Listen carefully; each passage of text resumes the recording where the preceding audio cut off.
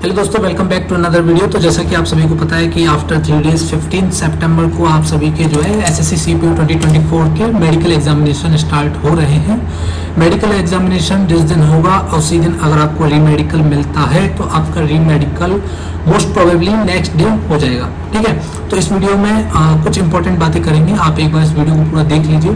ठीक है, अगर कोई चीज़ आपकी छूट रही होगी जो कि आपको नहीं पता है और आपको कैसे क्या करना है वो चीज़ आपको पता लग जाएगी। ठीक है, सबसे पहले बात करते हैं फोर्स प्रेफरेंस की। ठीक है, आई होप कि आपको आपके आई थिंक मार्च 2024 में आपके जो फॉर्म फिलिंग हुई थी, बहुत से लोग उसी टाइम सोच लिए थे कि आपको जो है कौन सी फोर्स अपनी प्रेफरेंस पर डालनी है। क्योंकि आप जब किसी भी एग्जामिनेशन को देखते हो कि मुझे इसमें फॉर्म अप्लाई करना है, इसमें क्या सिस्टम है, कितनी वैकेंसीज आती है, किस पोस्ट की आती है, किस फोर्स की आती है, तो आपको ये सभी चीज़ें उसमें देख ली होगी। ठीक है, स्टिल आपको आपका मेंस जो है 8 मार्च को हुआ था, उसके बाद से अब तक आपको सफिशिएंट टाइम मिल चुका है कि आप अच्छे से सोच सको कि आप किस फोर्स के लिए सुटेबल हो according to your marks. Okay, main चीज़ तो मार्क्स है कि आपको आपके मार्क्स के अकॉर्डिंग कौन सी फोर्स मिलेगी। ठीक है, तो सबसे पहले हम बात करते हैं कि सबसे पहले आपका जब मेडिकल होगा तो मोस्टली सेंटर्स पर यही होता है कि आपको सबसे पहले आपका पोस्ट प्रेफरेंस फॉर्म दिया जाता है। ठीक है, पोस्ट प्रेफरेंस फॉर्म कैसा होता है आपको मैं एक बार दिखा देता हूँ। पोस्ट प्रेफरेंस फॉर्म कुछ इस टाइप का होता है। ठीक है, पोस्ट प्रेफरेंस फॉर्म कुछ इस टाइप का होता है जिसमें कि आपको आपकी सारी फोर्सेस के नाम दिए जाते हैं। Delhi police, SI, CISF, SSB, ITBP, CRPF, BSF, ये सभी फोर्सेस का नाम होता है। उस फॉर्म में इन सभी के एक एक कोड होते हैं, लाइक ABCDEF। ठीक है, और आपको ये ब्लैंक दिए जाते हैं, आपको 6 ब्लैंक दिए जाते हैं। ठीक है, खाली जगह आपको अपनी प्रेफरेंस के अकॉर्डिंग। ऐसा नहीं है कि आप पहली प्रेफरेंस से ABCDEF डाल देंगे, ये चीज़ें गलत होती है। ठीक है, तो ऐसा नहीं करना है। आपको जो भी फोर्स आपको चाहिए, इट मीन्स कि जैसे मेरी अगर दिल्ली पुलिस मेरी फर्स्ट प्रायोरिटी है तो मैं दिल्ली पुलिस का फर्स्ट पे कोड डालूंगा, और अगर मेरी कोई और फोर्स फिर सेकंड प्रायोरिटी है तो मैं उसको सेकंड प्रेफरेंस पे डालूंगा। ठीक है, तो ये सब चीज़ नॉर्मल है, लगभग सभी को पता होती है। और बाकी आपको वहाँ पर इंस्ट्रक्शंस मिलेंगे जो कि आपके जहाँ पर भी आपको मेडिकल होगा। ठीक है, तो मेन चीज़ क्या है ना कि अगर आप एक गवर्नमेंट एम्प्लॉय हैं, अगर आप किसी गवर्नमेंट ऑर्गेनाइजेशन में सर्व कर रहे हैं, आपके उसमें लगे हुए हैं, आप सरकारी नौकरी पहले से कर रहे हैं। ठीक है, तो मेन चीज़ इंपॉर्टेंट क्या होती है कि जो लोग मोस्टली सिर्फ दिल्ली पुलिस और सीआईएसएफ के लिए सीपीओ का एग्जाम देते हैं कि उन्हें या तो सेंट्रल इंडस्ट्रियल सिक्योरिटी फोर्स मिल जाए या फिर उन्हें डीपी मिल जाए। ठीक है, as a sub inspector through this examination. ठीक है, तो वो क्या करते हैं कि वो सारी पोस्ट प्रेफरेंस जो है सारे डाल देते हैं। इट मीन्स कि वो सारी फोर्सेस भर देते हैं, जिससे कि वो ज्वाइन भी नहीं करते, और फिर वो ज्वाइन नहीं करते तो कोई जो डिजर्विंग कैंडिडेट जो कि उस फोर्स को ज्वाइन कर सकता था तो वो भी बेचारा रह जाता है। ठीक है, तो मैं ये नहीं कह रहा कि आपसे कि आपके अच्छे नंबर है तो आप खाली छोड़ दो या फिर कुछ ऐसा कर दो। मैं बस आपसे इतना रिक्वेस्ट कर रहा हूँ कि अगर आपका मन करे, ठीक है, आप सोच सकते हो कि आप जैसे अगर आपका मन है कि आप सिर्फ दिल्ली पुलिस या फिर सीआईएसएफ या फिर एसएसबी ही लेना चाहते हो, आप आईटीबीपी, बीएसएफ या सीआरपीएफ नहीं लेना चाहते, ठीक है ना, तो आप क्या कर सकते हैं, आप अपनी फर्स्ट, सेकंड और थर्ड प्रेफरेंस भर सकते हैं और नेक्स्ट 3 कॉलम्स जो है खाली छोड़ सकते हैं। ठीक है, आप ऐसा कर सकते हैं। दूसरी बात, अगर आपके सेंटर पर like in 2023 CPU medical examination during document verification, वहाँ पर उनके जो कमांडेंट थे या फिर जितने भी वहाँ पर ऑफिसर्स थे सीआरपीएफ के, उन्होंने ये बोला था बच्चों से कि आप कोई ब्लैंक खाली नहीं छोड़ सकते, आपको जो है सारे ब्लैंक फिल करने होंगे, इट इज़ मैंडेटरी। ठीक है, अगर ऐसा भी होता है तो उस चीज़ का भी एक सोल्यूशन है। उस चीज़ का क्या सोल्यूशन है? उस चीज़ का ये सोल्यूशन है कि अगर आप एक सेकेंड, हाँ, अगर आपको जैसे मान लो आपने अपनी फर्स्ट प्रेफरेंस डाल दी दिल्ली पुलिस, आपने अपनी सेकंड प्रेफरेंस डाल दी मे बी एसएसबी हो सकती है, सीआईएसएफ हो सकती है, सीआरपीएफ हो सकती है, बीएसएफ हो सकती है, कुछ भी आपकी प्रेफरेंस हो सकती है। मैं जस्ट एक आइडिया बता रहा हूँ कि अगर आपकी फर्स्ट प्रेफरेंस दिल्ली पुलिस है, सेकंड प्रेफरेंस सीआईएसएफ है, थर्ड प्रेफरेंस एसएसबी है, और अगर आप बीएसएफ और सीआरपीएफ नहीं लेना चाहते तो आप जो है अपने जो आपका लास्ट प्रेफरेंस वाला होगा, थर्ड वाला, तो उसको आप रिपीट कर सकते हो 4th, 5th और 6th कॉलम में। इट मीन्स कि मान लो मैंने दिल्ली पुलिस का कोड डाल दिया D, उसके बाद मैंने सीआईएसएफ का कोड डाल दिया C, उसके बाद मैंने एसएसबी का कोड डाल दिया F, उसके बाद में 4th, 5th, 6th में भी F रिपीट कर सकता हूँ। इससे आप अगर बीएसएफ, सीआरपीएफ या आईटीबीपी नहीं लेना चाहते हैं तो आप सीट वेस्ट करने से बचेंगे, और जो वहाँ पर मैंडेटरी होता है कि आपको सारी फिल करनी है तो आप उससे भी वो भी आपका काम हो जाएगा। ठीक है, मेन चीज़ तो ये हो गई। ठीक है, ये इसको साइड करते हैं। सबसे मेन चीज़ है डॉक्यूमेंट्स। ठीक है, आपको डॉक्यूमेंट्स क्या क्या लेके जाने हैं।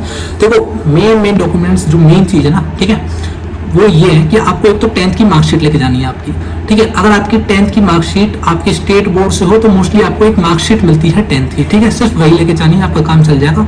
इफ अगर आप सीबीएसई बोर्ड से हो तो आपको 10th का पासिंग सर्टिफिकेट भी ले जाना है, क्योंकि कुछ सालों में 10th का पासिंग सर्टिफिकेट भी मिलता था मार्कशीट के अलावा सीबीएसई में। तो अगर आपके जब आपने 10th की थी और आपके टाइम पे अलग से सर्टिफिकेट मिलता था पासिंग वाला, तो वो भी आपको लेके जाना है, ठीक है। इसकी एटलीस्ट 4 कॉपीज आप करवा लेना, फोटो कॉपीज, ठीक है।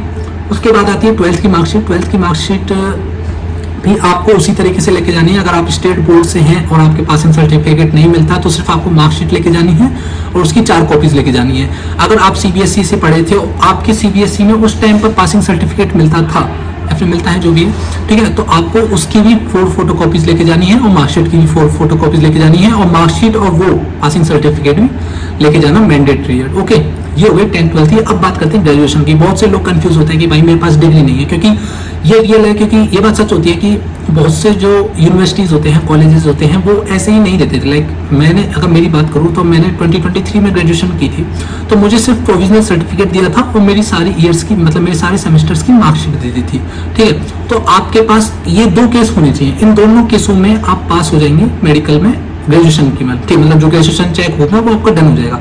या तो आपके पास मार्कशीट्स हो सारी ईयर की या फिर सारे सेमेस्टर की, वो आपको देख लेना आपका ईयर वाइज सिस्टम था या सेमेस्टर वाइज सिस्टम था। अगर लाइक 6 सेमेस्टर थे तो 6 सेमेस्टर की मार्कशीट, और अगर 3 साल का आपका कोर्स था ग्रेजुएशन का तो 3 ईयर्स की, ठीक है, सारी मार्कशीट। और आपके पास होनी चाहिए आपका प्रोविजनल सर्टिफिकेट जो कि आपका कॉलेज देता है, ठीक है। या फिर दूसरा केस ये है, आपके पास सारी मार्कशीट होनी चाहिए और आपकी मेन डिग्री आपके पास होनी चाहिए, ठीक है। ये 2 केस होंगे तो आप डन है। अगर तीसरा केस आपने बनाया कि मेरे पास सिर्फ मार्कशीट है, मेरे पास ना डिग्री है ना प्रोविजनल सर्टिफिकेट है, तो भाई वो आपको बोलेंगे कि आप है ना, मतलब 4, 5, 6, 7 दिन में आप जो है आपकी प्रोविजनल सर्टिफिकेट लेके आइए, क्योंकि फिर आप सेंटर पर जाओगे, फिर सेंटर वाले बोलेंगे आप कॉलेज जाइए, कॉलेज से लेके आइए, फिर आप वापस अपने घर पर आओगे, फिर जहाँ भी आपने कॉलेज किया वहाँ जाओगे, तो आप ये घूमोगे फिरोगे, इसमें आपका बहुत टाइम जाएगा, बहुत ज़्यादा थक जाओगे। तो इससे अच्छा है कि आप पहले से ही अपनी व्यवस्था करके चले, क्योंकि प्रोविजनल सर्टिफिकेट ऐसी चीज़ है जो कि 1 या 2 दिन में बन जाता है, कॉलेज वाले दे देते हैं। तो अभी अगर आपके पास अभी भी टाइम है और आपके पास नहीं है तो आप ले आइए, ठीक है। 2 केसेस ये हो गए मार्कशीट के, सारी मार्कशीट्स होनी चाहिए, और या तो आपके पास प्रोविजनल सर्टिफिकेट हो या फिर आपके पास ग्रेजुएशन की डिग्री हो, ठीक है। ये तो होगी ग्रेजुएशन वाली चीज़। अब आपके आते हैं रिजर्वेशन वाले जो कास्ट अपने सर्टिफिकेट होते हैं। तो देखो, एक होती है रिजर्वेशन सर्टिफिकेट होता है, एक होती है कास्ट सर्टिफिकेट, लाइक कि मैं किस कास्ट से बिलोंग करता हूँ, तो वो नहीं लेके जाना होता। अगर आप ओबीसी से हैं तो आपके पास ओबीसी का आपका नॉन क्रीमी लेयर का सेंटर का सर्टिफिकेट होना चाहिए।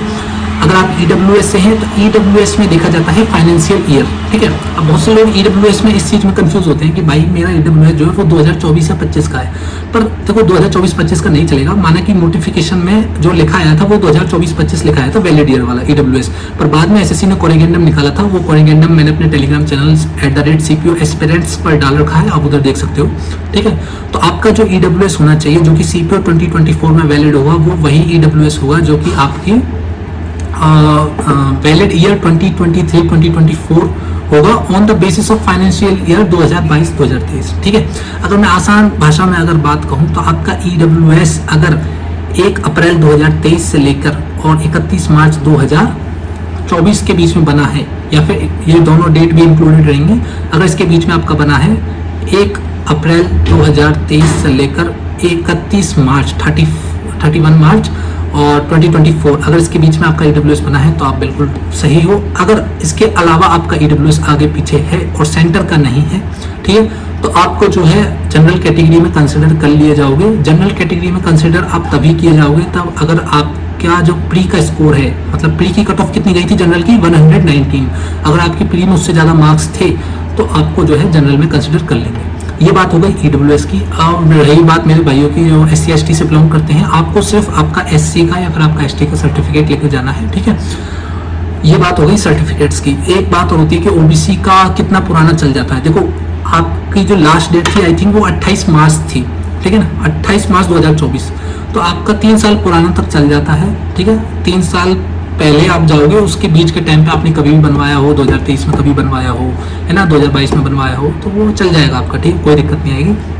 बहुत से लोग बोलते हैं कि सर जो मतलब भाई जो एनेक्सर दिया हुआ है लाइक जैसे कि अपना CPO 2024 का नोटिफिकेशन आया था, तो उसमें पीछे एनेक्सर दिए हुए थे कि आप EWS ऐसे बनवाइए, OBC ऐसे बनवाइए, SC/ST का जो कास्ट सर्टिफिकेट है वो ऐसे बनवाइए, तो वो ले जाना जरूरी है क्या? तो देखो ऐसा कोई जरूरी नहीं है। अगर आपके पास आपका सर्टिफिकेट है तो बिल्कुल चल जाएगा आराम से काम, क्योंकि मैंने खुद में अपना सिलेक्शन पोस्ट में 2 डिपार्टमेंट्स में अपना DV दिया हुआ है। वहाँ पर मेरे साथ जितने भी लोग थे, वहाँ पर OBC वाले भी थे, SC/ST वाले भी थे, मैं भी था वहाँ पे।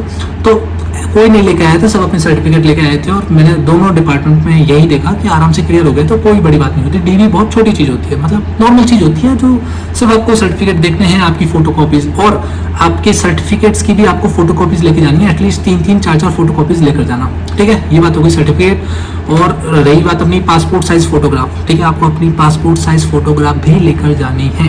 एटलीस्ट उसमें बोलते तो 2-3 की 4 की है, पर आप कम से कम 5 से 6 अपनी पासपोर्ट साइज फोटोग्राफ्स लेकर जाना।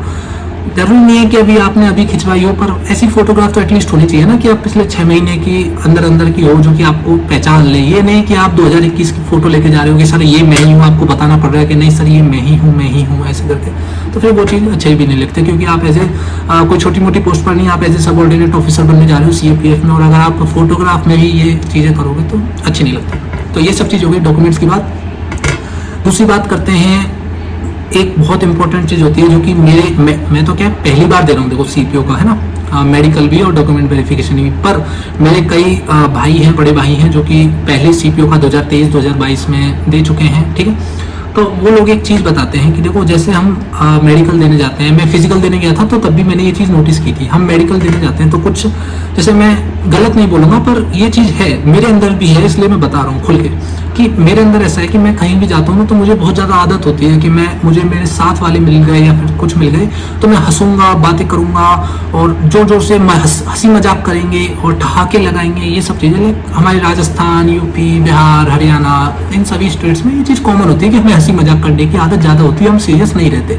तो देखो आपको जो है आपके मेडिकल एग्जामिनेशन का डेकोरम जो है बहुत अच्छे से मेंटेन करके रखना है, क्योंकि पिछली बार कई बार ऐसा हुआ है कि मेडिकल ऑफिसर एग्जाम मेडिकल चल रहा था, और जो बच्चे बैठे हुए थे वहाँ पे वो हंसी मजाक कर रहे थे, ठहाके लगा रहे थे, तो मेडिकल ऑफिसर को गुस्सा आ गया, क्योंकि उसने उनको 2-3 बार टोक दिया कि आप शांति बनाए रखिए, ऐसा हल्ला ना मचाएं, और फिर भी वो लगे जा रहे हैं हंसी मजाक करने और बोलने जा रहे हैं, उनको मजा आ रहा है कि अरे यार हम तो सुप्रीम हैं, ठीक है। और मेडिकल ऑफिसर ने क्या किया कि उनके जो 16 बच्चों का वहाँ पे डिटेल मेडिकल एग्जामिनेशन हो रहा था, उनमें से 14 को री मेडिकल दे दिया। लो, क्योंकि भाई री मेडिकल मिल जाता है ना तो आप पूरी रात एक तरीके से डिप्रेशन में चले जाते हो आदमी, ठीक है। तो ऐसा कोई काम नहीं करना कि आपको जबरदस्ती री मेडिकल मिले, ठीक है। हालांकि कोई डॉक्टर ऐसा देता नहीं है, पर कुछ होते हैं भाई, कुछ मेडिकल ऑफिसर होते हैं कि अगर वो मेडिकल से ज़्यादा आपका डेकोरम भी, आपका डिसिप्लिन भी चेक करते हैं। तो इस चीज़ का अच्छे से ध्यान रखना भाई कि वहाँ पर जो है आपको हल्ला नहीं मचाना है, आपको हंसी मजाक नहीं करना है ज़्यादा। नॉर्मल अगर बात कर ली बगल वाले से कि भाई तू कहाँ से आया, मैं यहाँ से आया हूँ, ऐसे बस मार्क्स कितने हैं, बस इतनी सी बात। ये नहीं कि अरे भाई वहाँ ऐसा था, वहाँ ऐसा था, ये हो गया वो हो गया,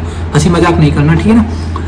ये चीज़ है। और दूसरी चीज़ डिसिप्लिन की, आपको अपनी बियर्ड मुस्टैच रख सकते हो आप, कोई बात नहीं, पर आपकी बियर्ड ज़्यादा बड़ी नहीं होनी चाहिए। अपने सभी बॉडी पार्ट्स के मेन जो हेयर होते हैं वो साफ करके जाने हैं, ठीक है।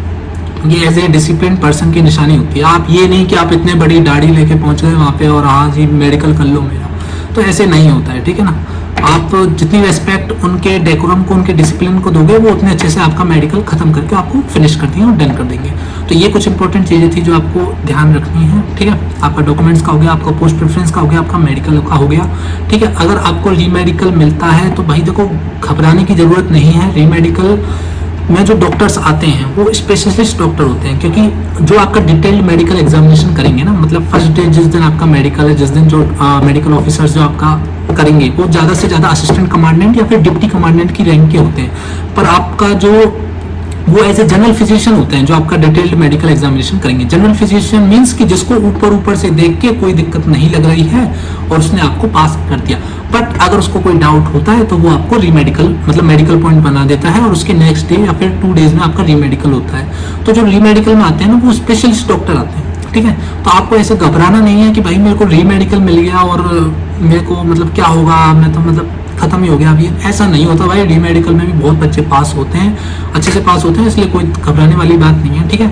और आप सभी लोग अपनी टिकट्स विकट्स करवा लेना। और सबसे एक मेन चीज़ और देखो, और हम जब भी कहीं बाहर एग्जाम देने जाते हैं तो दोस्तों के साथ जाते हैं या फिर किसी के भी साथ जाते हैं तो क्या करते हैं कि हम पूरी रात जाग रहे हैं। तो मेरा आप सभी को एक वो रहेगा सजेशन कि आज जिस दिन आपका मेडिकल, लाइक मेरा कल मेडिकल है और मैं आज रात को अच्छी नींद लूंगा। इट मीन्स कि आप एज ए कंफर्ट वाली जगह पर रुकना, ऐसा नहीं कि कहीं भाई 50-100 रुपये में व्यवस्था हो गई और वहीं बैठ गए। नहीं भाई, अगर आपको मेडिकल से पहले एक रात अच्छी नींद लेनी ही पड़ेगी। अगर अच्छी नींद लोगे तो अगले दिन अच्छा मेडिकल होगा, क्योंकि अगर आपने अच्छी नींद नहीं ली, आपकी नींद सही से नहीं हुई, तो आपकी आंखों को दिक्कत आ सकती है, आपके सर में दर्द हो सकता है। तो इन चीज़ों का अच्छे से ध्यान रखना भाई, ठीक है। बाकी यही है कि आप सभी को बेस्ट ऑफ लक और अच्छे से मेडिकल देना। और रही बात कि देखो 25 सितंबर तक सारे उसका मेडिकल कंप्लीट हो जाएगा। अगर हम 2 दिन रिजर्व नहीं मान लें तो सभी का मेडिकल कंप्लीट हो जाएगा 25-27 तक, ठीक है। और 25 अक्टूबर को रोजगार मेला भी है, तो बहुत हाई चांसेस हैं कि आप सभी का जो रिजल्ट है, फाइनल रिजल्ट, वो दिवाली से पहले पहले आ जाए, क्योंकि दिवाली भी शायद 20, 19, 21 अक्टूबर को कुछ ऐसे ही है। तो आप सभी का रिजल्ट जो है उससे पहले आ जाएगा। तो भाई इन चीज़ों का अच्छे से ध्यान रखो, अच्छे से मेडिकल दो, अच्छे से डिसिप्लिन पर्सन होके जाना। ये नहीं कि भाई मैं तो हंसी मजाक करना जानता हूँ और मुझसे ज़्यादा बड़े ठहाके तो कौन लगा सकता है, ठीक है ना। अगर मेडिकल ऑफिसर की आप पे नज़र पड़ गई तो भाई फिर तो ये ना कि आपको मेडिकल दे देगा और फिर आप 2-3 दिन घूमोगे। कुछ सेंटर्स ऐसे होते हैं जहाँ पे 4 से 5 दिन लग जाते हैं रीमेडिकल क्लियर होने में। तो भाई ऐसा काम नहीं करना है कि आपको रीमेडिकल मिले ज़बरदस्ती, ठीक है। तो भाई बेस्ट ऑफ लक और अच्छे से रीमेडिकल देना और अच्छे से ध्यान देना।